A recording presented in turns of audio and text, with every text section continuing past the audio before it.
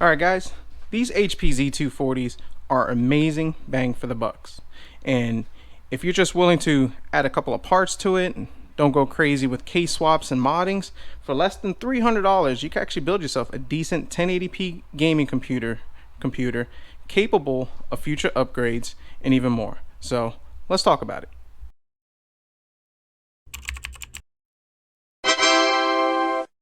So if you've been following the channel and watching my videos, I took a HP Z240 and I showed you guys how to do the case swap, in which we were able to overcome the USB errors, the front IO errors, and all those other errors that if you take this motherboard and pop it in a different case that you're going to run into, primarily because they're little pinouts and the little ground issues. It doesn't give you the signal that this is actually plugged in when it actually is plugged in. So that is one option to go. This video was actually inspired by a couple of comments from you viewers and a bunch of you guys saying, well, okay, you're pretty much taking the motherboard and just putting it in another case. Absolutely.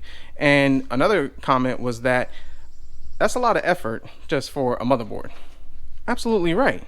And by the time you're all said and done, power supply, all that other good stuff, I think you're sitting about the $400 or $500 range, closer to the $500 range now that I think about it. So your other option is, what if you take this as is and let's turn it into a 1080p gaming computer on a budget? Probably about less than 300, maybe 270, 250, just depending on the market as it goes day by day. So now you can get them for about $50 as a bare bone, which actually might be the better bang for the buck. The bare bone comes with the motherboard, the CPU cooler, and that's about it. Of course, the case and the power supply and nothing else, which you have really nothing to build a computer. But if you get a couple of parts pretty decent and pretty cheap, you can actually turn this into something pretty decent. So let's talk about what we're actually going to install and what we're going to do with this and how we're able to make this a decent gaming computer for less than $300. So first off, we need a budget graphics card. Now ideally this would be a perfect platform for 1650, 1050 Ti, low profile. They don't require any PCI Express power. You could plug them in and they work great. But those graphics cards are going for about $250 to $300 for a 1650 and $200 to $250 for a 1050 Ti. Well, I don't know about you guys, but I really don't have that type of money to put into this. So another option, and I've actually done a review on it and I'll post a link to it, is the AMD FirePro W4100. Now this video card, they're going on eBay. They've actually dropped, considering the last video I did, they're actually down to $40, which is actually not terrible. But if you're going to buy this AMD FirePro W4100, you're going to need one of these adapters. Mini display port to HDMI. These are about 10 bucks. So now $50, you got your graphics card situation set up. Next thing we need to do is we need to get some memory. So let's gonna add another stick of 8 gigs of DDR4. This is Crucial 2400. Got on the old eBay for about 30 bucks. Not too bad. So this will bring us up to 16 gigs and we'll have dual channel memory. Now the next thing that we're going to do is, because it is a small form factor, yes, you can go and put a mechanical hard drive in there and have that primarily for your games and all your programs and stuff like that, and then you could put like a 120 gig SSD.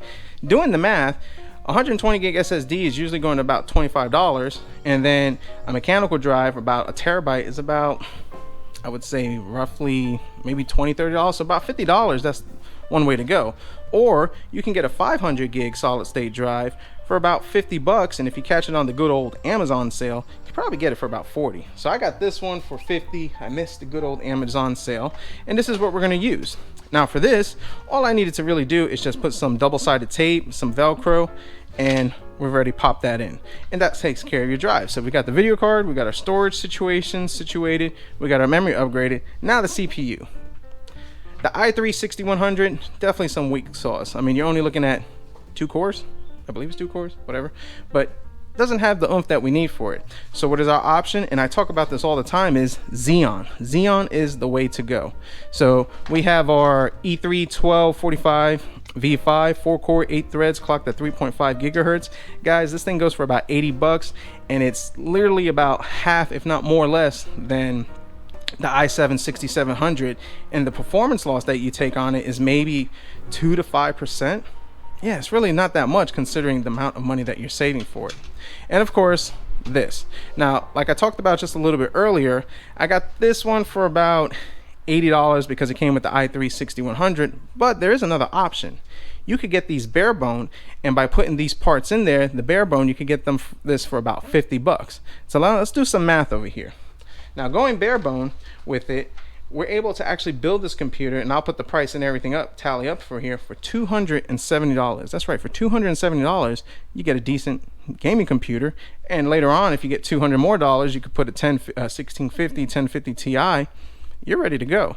And then going far beyond that, your other option would be, let's go ahead and let's do a case swap, get a better power supply, more storage space, and even put in like a 2060 2070 if you can get them, and then you have a really good gaming platform. So this is not one of those things that you're just going to buy it and it's going to, you know, limit you. No, this actually can go beyond and definitely last longer and give you definitely good bang for the buck for the money you invest into it. And it's a great platform to learn how to build and definitely mod your computers. So let's go ahead, let's pop in all this hardware, let's do some gaming performance, and then we'll talk about my thoughts and why this is probably the way to go compared to the other competition. So let's go ahead and let's play some games and do some builds.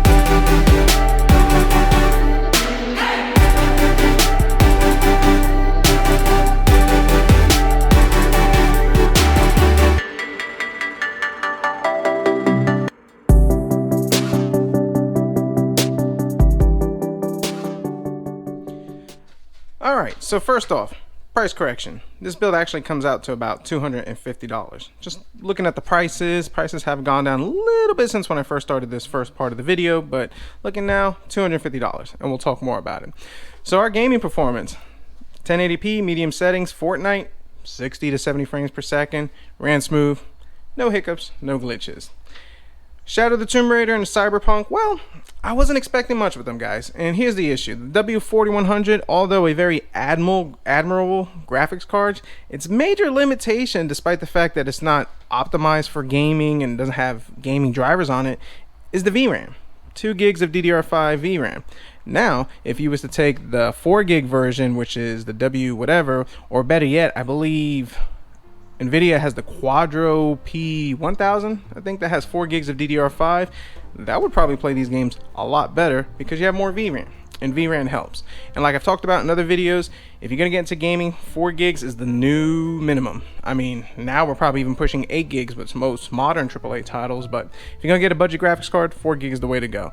But for this, it feats the fancy, because considering the fact that we couldn't play those games, the typical games that somebody who wants to play to get their feet wet, CSGO, Fortnite, Roblox, Minecraft, other games along that, which are not graphically intensive, for $250, that's actually a pretty good deal. Now, what can we do to make it better? Well, obviously upgrade the graphics card. And even though we have a small form factor computer, we can put a 1650 low profile graphics card or a 1050 Ti, which those two would be my recommendations just because of the newer architecture and all that good jazz on there. Pop those in there. We'll have 4 gigs of VRAM DDR5, and we should be able to get 1080p medium to high settings on most games, if not all, with no issues. Now, AMD does have some variants. I've seen the RX 560 low profile, and that works pretty good, so it's another option. But graphics cards are coming down a little bit. I've seen the prices of stuff going down, so guess what, 2021, I mean, we're mid-year into it. I think we have a chance to get back into the budget gaming builds. This right here, I built this for $250. I could probably flip it easy for $350, and I'd be able to make a decent profit off of it and go ahead and work on my next build. So not too bad, not too shabby, and this is the other way to go. Now, as far as upgrade path, like I talked about, you could pop in another case and go all fancy with it, but if you just want something to get your feet wet, tinker around, learn, this is the way to go. And we can do some mods. We could, you know, cut out the panel over here, put a glass and maybe some fans and some RGB goodness. I mean, the sky's the limit, depending on your imagination. And for those of you who are probably asking and wondering, where's the front panel? I don't know. I don't know what I did with it, and I probably need to find that. I have my suspicions on what I did with it, and I'm hoping that it's not traveling North Carolina right now, but I digress. So guys, comment down below, let me know your thoughts. The HP Z240, yes, we've done a video on it, but just kind of doing a dedicated video on not modding it overall, I think it's a great bang for the buck, and I want to hear what you guys thoughts on it and what you guys would do compared to the Optiplex. Guys, $50 for a bare bone, and the Optiplex you get $100. You're only stuck on 3rd, 4th gen, and here we are 6th gen. That's a no-brainer. Oh, and for one of you guys wondering what's going on with this fan over here, I don't know. It came like that when I ordered off the eBay, so I'm guessing the guy had the issue with the fan header not being recognized and just did that to get rid of the error. Some airflow is better than no airflow, and it works, and I'm not going to mess with it. So thanks for watching. Hit the like button if you liked the video, subscribe if you're not, and as always, we'll see what we come up with next.